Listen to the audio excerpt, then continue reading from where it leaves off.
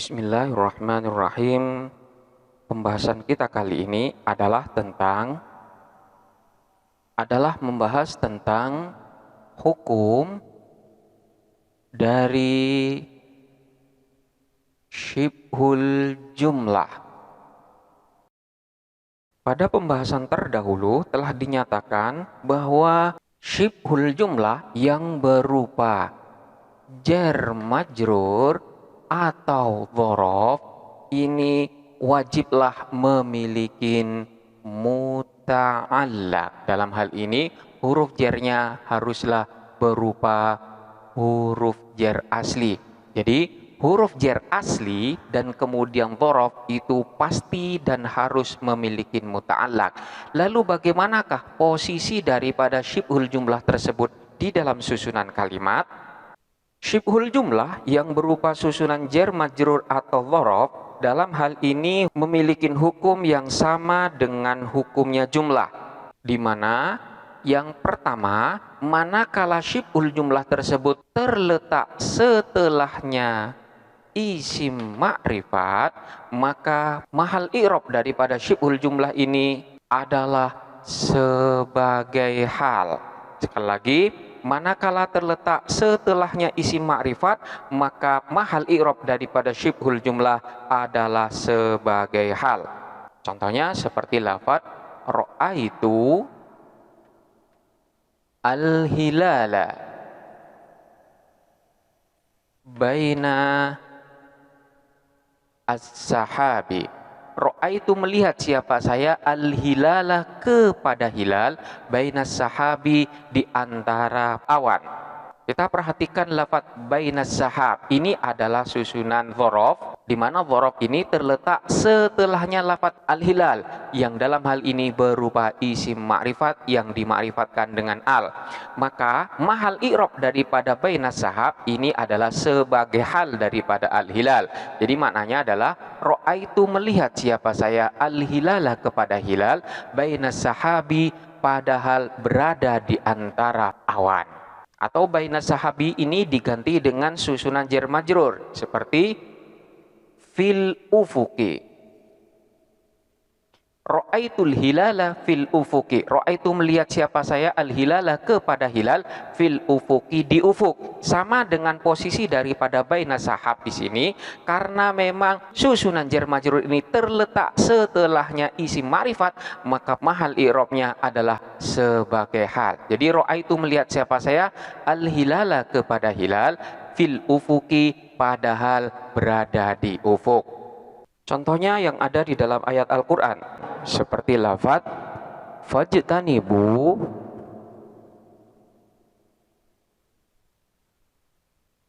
ar-rijsa minal authan. Fajtanibu maka hendaklah menghindarkan diri siapa kalian, ar-rijsa kepada barang najis, minal authani padahal berupa berhala. Kita perhatikan lafaz minal authan. Di sini terdapat susunan jar majrur yang mana susunan ini terletak setelahnya lafaz ar-rijsa yang dalam hal ini masuk di dalam kategori isim ma'rifat dengan al. Oleh karena itu, susunan minal authani ini di dalam mahal i'rab berposisi sebagai hal. Fajtanibu maka hendaklah menghindarkan diri siapa kalian, ar-rijsa kepada barang najis, minal authani padahal berupa berhala-berhala. Ini yang pertama. Kemudian mahal i'rab yang kedua dari syibhul jumlah adalah manakala terletak setelahnya isim nakiro, maka syibhul jumlah tersebut mahal i'rabnya sebagai na'at atau sebagai sifat. Contohnya seperti lafaz ra'aitu ta'iran fauqa husnin. Ra'aitu melihat siapa saya, ta'iran kepada burung, fauqa husnin yang ada di atas dahan. Kita perhatikan lafaz fauqa husnin. Fauqa di sini adalah merupakan susunan dzaraf, di mana susunan ini terletak setelahnya lafaz dha'iron yang masuk dalam kategori isim nakirah. Oleh karena itu, posisi i'rab daripada lafaz fauqa dalam mahal i'rab sebagai na'at bagi lafaz dha'iron. Jadi, ro'aitu melihat siapa saya dha'iron kepada burung fauqa ghusnin yang berada di atas dahan ranting. Atau lafadz fauqa di sini diganti dengan lafadz ala. Jadi ala ghusnin berarti di sini menjadi susunan jar majrur. Posisi i'rabnya pun sama dengan fauqa ghusnin, yaitu berkedudukan sebagai na'at bagi lafadz dhair karena terletak setelahnya isim nakirah. Contoh yang ada di dalam ayat Al-Qur'an seperti lafadz yuhallawna fiha min asawira min zahabin. Yuhallawna diberi perhiasan siapa mereka? Fiha di dalam sorga, min asawira dengan gelang-gelang, min zahabin yang terbuat dari emas. Kita perhatikan lafaz min zahabin. Min zahabin ini adalah susunan jar majrur yang terletak setelah lafaz asawira yang dalam hal ini merupakan isim nakirah. Maka mahal i'rab daripada susunan min zahabin ini adalah sebagai na'at bagi lafaz asawira. Jadi yuhallawna mereka diberi perhiasan biha di dalam sorga min asawira dengan gelang-gelang min zahabin yang terbuat dari emas. Ini yang kedua, yaitu posisinya sebagai na'at karena terletak setelahnya isim nakirah. Kemudian yang ketiga adalah posisi i'rab daripada syibhul jumlah ini bisa dijadikan sebagai hal dan juga bisa dijadikan sebagai na'at. Contohnya seperti lafaz yu'jibuni az-zahru fi akmamihi wathamaru ala awsonihi. Yu'jibu membuat kagum ni kepadaku az-zahru apa bunga itu fi akmamihi di dalam kelopaknya wathamaru dan buah ala awsonihi pada rantingnya. Kita perhatikan lafaz fi akmamihi dan lafaz ala awsonihi. Kedua lafaz ini terletak setelahnya lafaz yang bisa dikatakan masuk di dalam kategori isim ma'rifat, sehingga kedua susunan jar majrur ini bisa dijadikan sebagai hal bagi lafaz sebelumnya. Jadi yu'jibuni membuat kagum nih kepadaku az-zahru apa bunga itu fi akmamihi padahal berada pada kelopaknya wathamaru dan buah ala awsonihi padahal berada di atas dahan rantingnya. Namun dalam hal ini lafaz fi akmamihi dan ala awsonihi ini bisa juga dijadikan sebagai na'at. Kenapa? Karena lafaz az-zahru dan lafaz az-zamaru ini termasuk di dalam kategori isim ma'rifat jenis, di mana makna daripada isim ma'rifat jenis ini menyerupai kepada isim nakirah. Jadi sekalipun secara lafaz dia itu berupa isim ma'rifat, namun secara makna dia itu masih memiliki makna umum.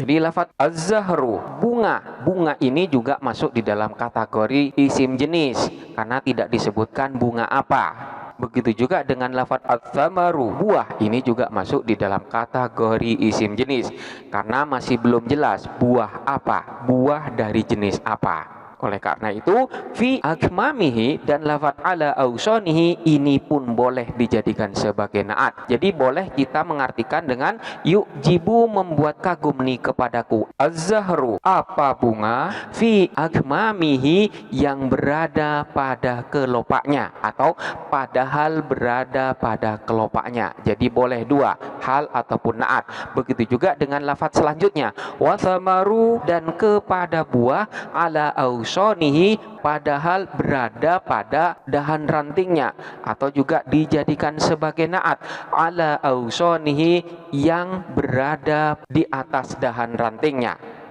Contoh yang lain seperti lafaz hadza thamarun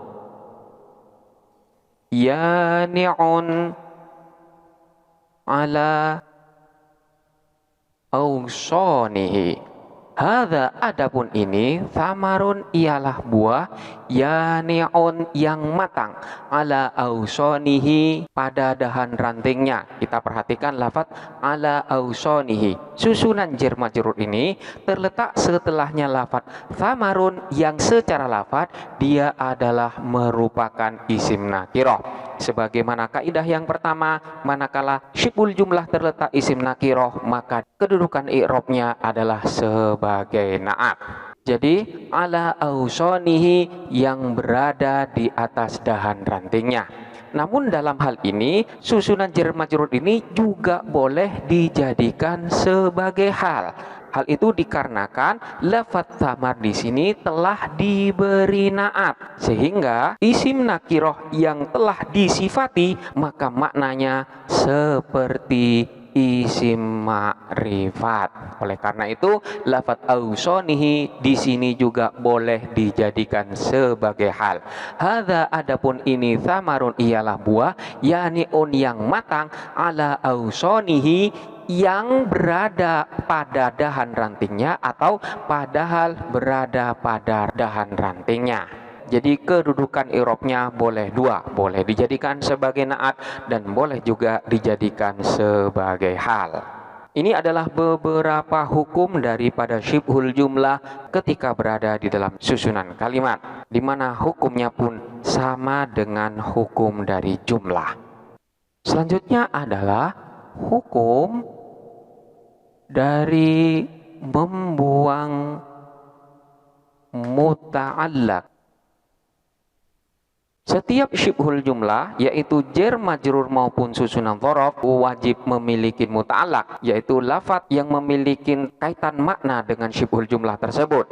Lalu apakah boleh muta'allaq itu dibuang?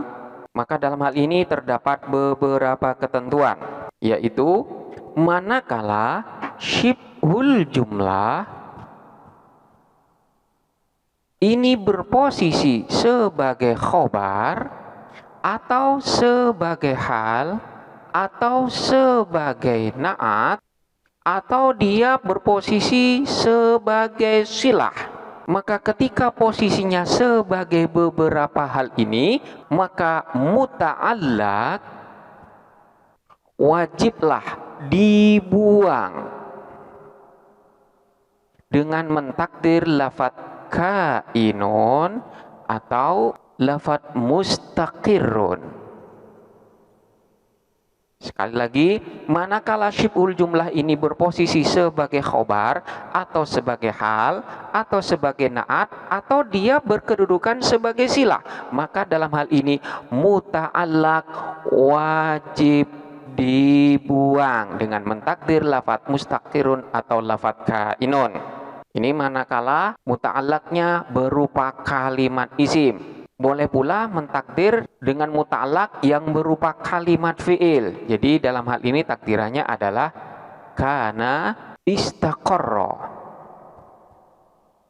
Jadi muta'allaq itu boleh berupa kalimat isim, boleh pula berupa kalimat fi'il. Manakala berupa kalimat isim, muta'allaqnya bisa berupa kainun atau mustaqirun atau lafaz yang sepadan. Tidak harus berupa kedua lafaz ini, atau juga berupa kalimat fi'il, yaitu berupa lafaz kana atau istaqarra, atau dengan lafaz yang pantas dijadikan sebagai muta'allaq. Contoh muta'allaq yang berposisi sebagai khobar, namun dalam hal ini wajib dibuang, seperti lafaz huwa fil baiti. Huwa, adapun dia, fil baiti, berada di dalam rumah. Lafaz fil baiti ini adalah merupakan susunan jar majrur di mana muta'allaqnya dalam hal ini wajib dibuang, yang takdirannya adalah bisa berupa lafaz kainun atau bisa berupa lafadz kana. Kalau lafadz kainun maka ini muta'allaqnya berupa isim, kalau kana maka muta'allaqnya berupa kalimat fi'il. Jadi huwa adapun dia, kainun ialah ada siapa dia, fil baiti di dalam rumah, atau huwa kana fil baiti, huwa adapun dia, kana ialah ada siapa dia, fil baiti di rumah. Kana atau kainun ini semuanya berada dalam posisi sebagai khobar. Kemudian contoh yang berkedudukan sebagai hal seperti lafadz katabtu bil qalami. Katabtu menulis siapa saya, bil qalami dengan pena. Bil qalami ini susunan jar majrur yang dengan huruf jar yang asli, maka dia wajib memiliki ta'alluq yang dalam hal ini muta'allaqnya wajib dibuang. Dalam susunan ini muta'allaqnya berkedudukan sebagai hal. Jadi takdirannya adalah musta'inan. Katabtu musta'inan bil qalami. Katabtu menulis siapa saya, musta'inan padahal menjadikan perantara bil qalami dengan pena. Lafadz musta'inan ini adalah merupakan muta'allaq bagi lafadz bil qalami yang posisinya sebagai hal. Oleh karena itu lafadz musta'inan wajib dibuang. Kemudian contoh yang berkedudukan sebagai naat seperti lafadz ra'aitu rajulan fi baitihi. Ra'aitu melihat siapa saya, rajulan kepada seorang laki-laki, fi baitihi di rumahnya. Lafadz fi baitihi ini adalah susunan jar majrur yang membutuhkan terhadap muta'allaq karena fi dalam susunan ini sebagai huruf jar yang asli. Dalam hal ini muta'allaqnya wajib dibuang karena berposisi sebagai naat. Takdirannya adalah kainan atau kana. Jadi ra'aitu rajulan kainan fi baitihi atau ra'aitu rajulan kana fi baitihi. Ra'aitu melihat siapa saya, rajulan kepada orang laki-laki, kainan yang ada fi baitihi di rumahnya, atau rajulan kepada orang laki-laki kana yang ada siapa itu rajul fi baitihi di rumahnya. Karena memang muta'allaqnya di sini berkedudukan sebagai naat, maka dalam hal ini muta'allaqnya pun wajib dibuang. Selanjutnya contoh muta'allaq yang berposisi sebagai silah seperti lafadz jaa ar-rajulu alladzi fil baiti. Jaa datang ar-rajulu siapa orang laki-laki, alladzi yang fil baiti di rumah. Fil baiti ini juga merupakan susunan jar majrur yang butuh kepada muta'allaq yang dalam hal ini muta'allaqnya wajib dibuang. Takdirannya adalah kana fil baiti. Jaa ar-rajulu alladzi kana fil baiti. Alladzi yang kana ada siapa itu rajul fil baiti berada di dalam rumah. Karena memang posisi daripada muta'allaq di sini sebagai silah, maka dalam hal ini dia wajib dibuang. Terkait dengan bentuk daripada muta'allaq, di mana ada yang berupa kalimat isim dan ada yang berupa kalimat fi'il. Dalam hal ini kebanyakan ulama menyatakan bahwa muta'allaq yang berupa kalimat fi'il ini adalah yang lebih utama. Alasannya karena kalimat fi'il adalah merupakan asal dari kalimat yang dapat beramal. Namun sebagian lagi lebih memilih mengutamakan kalimat isim. Selanjutnya Ibnu Hisham di dalam kitab Mughnil Labib menyatakan bahwa boleh-boleh saja menggunakan kalimat isim ataupun menggunakan kalimat fi'il.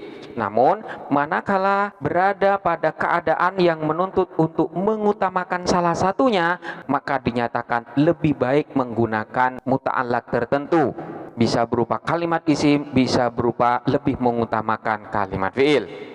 Keadaan-keadaan tersebut diantaranya adalah manakala muta'allaq tersebut berada pada posisi sebagai khobar atau sebagai hal.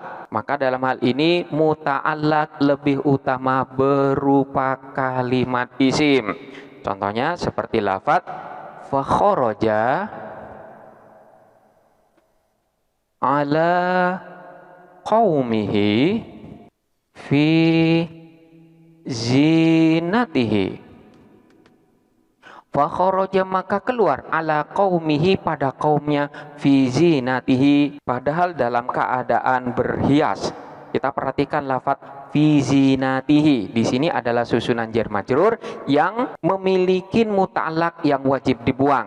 Dalam hal ini muta'allaqnya diutamakan berupa kalimat isim karena posisi mahal daripada muta'allaq adalah sebagai hal.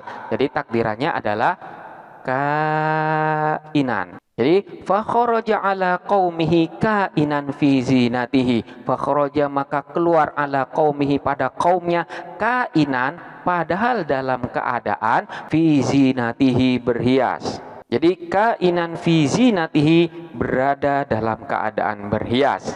Jadi di sini lebih diutamakan muta'allaq yang berupa kalimat isim karena memang posisi muta'allaq tersebut sebagai hal. Contoh muta'allaq yang posisinya sebagai khobar seperti lafadz Zaidun indaka atau Zaidun fiddari. Zaidun adapun Zaid, indaka ialah berada di sisimu atau fiddari ialah berada di dalam rumah. Kedua lafadz ini adalah merupakan syibhul jumlah yang butuh kepada muta'allaq yang dalam hal ini muta'allaqnya wajib dibuang. Takdirannya dalam hal ini diutamakan berupa kalimat isim yaitu lafadz kainun. Jadi Zaidun kainun indaka atau Zaidun kainun fiddari. Zaidun adapun Zaid kainun ialah berada indaka di sisimu atau kainun ialah berada fiddari di dalam rumah. Ini adalah posisi di mana muta'allaq lebih diutamakan berupa kalimat isim. Selanjutnya, manakala muta'allaq tersebut berposisi sebagai silatul mausul, maka dalam hal ini lebih utama muta'allaq tersebut berupa kalimat fi'il.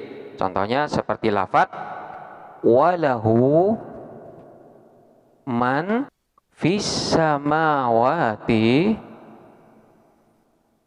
wal ardi.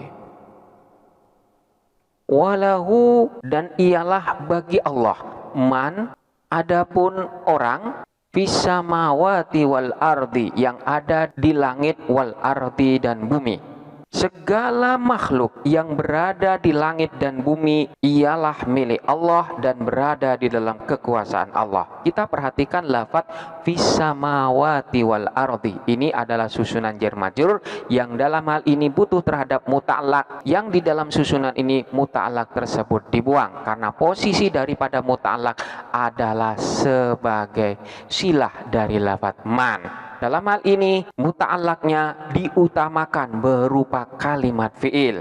Jadi bisa berupa lafadz yakunu atau lafadz yujidu. Jadi walahu man yakunu fis samawati wal ard atau man yujidu fis samawati wal ard.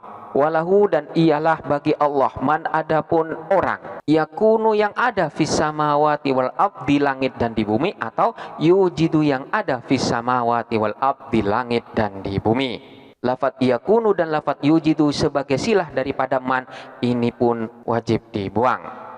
Selanjutnya muta'allaq ini juga dinyatakan wajib untuk dibuang manakala berada di dalam susunan di mana di dalam susunan tersebut tidak terdapat lafadz yang pantas untuk dijadikan sebagai muta'allaq.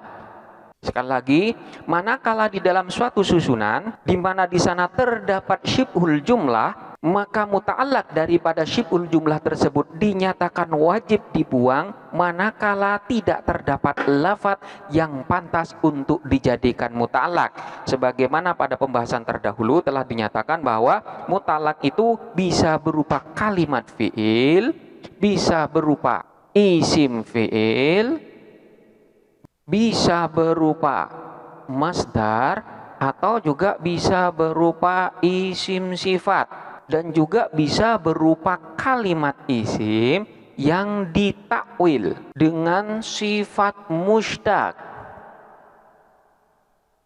Jikalau di dalam susunan tersebut tidak terdapat lafadz-lafadz semacam ini, yaitu tidak terdapat fiil, masdar, isim sifat atau isim yang ditakwil dengan sifat mushtaq, maka dalam hal ini muta'allaqnya dinyatakan wajib dibuang. Namun jikalau dalam susunan tersebut terdapat lafadz yang pantas dijadikan sebagai muta'allaq baik secara lafadz maupun secara makna, maka dalam hal ini muta'allaq wajib dinyatakan ada dan tidak boleh dibuang. Contohnya seperti lafadz Zaidun jalisun alal kursi. Zaidun, adapun Zaid, jalisun ialah duduk, alal kursi di atas kursi. Lafadz alal kursi ini susunan jar majrur yang butuh terhadap muta'allaq. Dalam susunan ini muta'allaqnya haruslah berupa lafadz jalisun.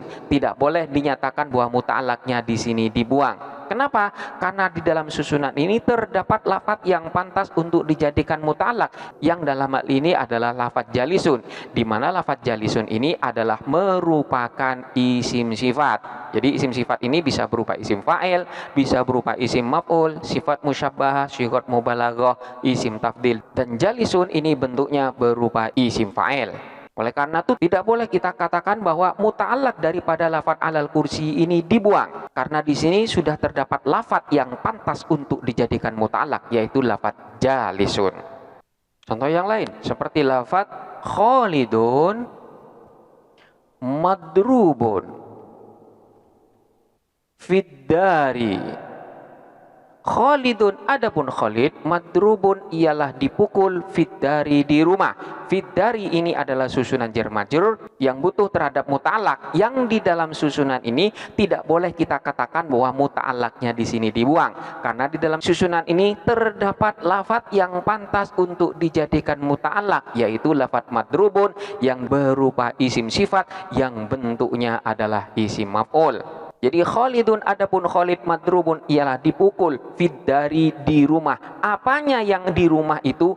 Dipukulnya. Jadi madrubun ini adalah muta'allaq bagi lafadz fiddari.